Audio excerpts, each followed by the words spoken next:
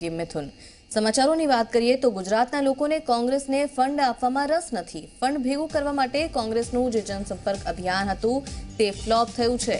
તો સમય મર્યાદામાં કોંગ્રેસ એકઠું ન કરી શકી અપેક્ષિત ચૂંટણી ફંડ। જનસંપર્ક અભિયાન ચૂંટણી સુધી ચલાવવાનો હવે નિર્ણય લેવાયો છે। તો દિલ્હીમાં મળેલી બેઠકમાં કોંગ્રેસના પ્રમુખને સૂચના અપાઈ છે અને બૂથ દીઠ 5000 એકઠા કરવાનો કોંગ્રેસનો લક્ષ્યાંક હતો। ત્યારે કાર્યકરોની ખૂબ મહેનત છતાં પણ પ્રજા ભાવ આપતી નથી। તો ધારણા કરતા ઓછું ફંડ મળતા પ્રદેશ કોંગ્રેસ નિરાશ થઈ છે।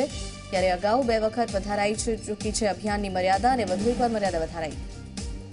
ગૌરવ પટેલ વધુ માહિતી સાથે જોડાયા છે। ગૌરવ, કોંગ્રેસમાં નિરાશા છે, ચૂંટણી ફંડ નથી કોંગ્રેસ પાસે, શું વધુ માહિતી? અનુપુર વાત કરીએ તો લોકસભાની ચૂંટણી લડવા માટે કોંગ્રેસે જનસંપર્ક અભિયાન ચલાવ્યું હતું અને જેનો મુખ્ય ઉદ્દેશ લોકો સુધી પહોંચવું અને લોકો પોતે કોંગ્રેસે ચૂંટણી ફંડ આપે એવો એક આશય કોંગ્રેસનો હતો। જેની પ્રથમ મુદત એટલે 31 ડિસેમ્બર સુધી આ જનસંપર્ક અભિયાન થકી ચૂંટણી ફંડ એકઠું કરવાનું હતું।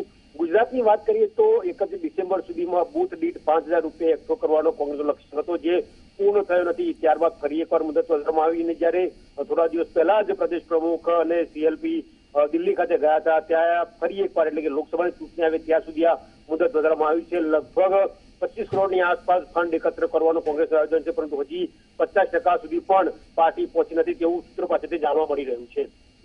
જી ગૌરવ, આભાર માહિતી માટે। તો કોંગ્રેસે હવે અભિયાન મર્યાદા જે છે સમયની મર્યાદા તેની વધારવાનો નિર્ણય કર્યો છે। ચૂંટણી સુધી ચલાવાશે જનસંપર્ક અભિયાન। તો ચૂંટણી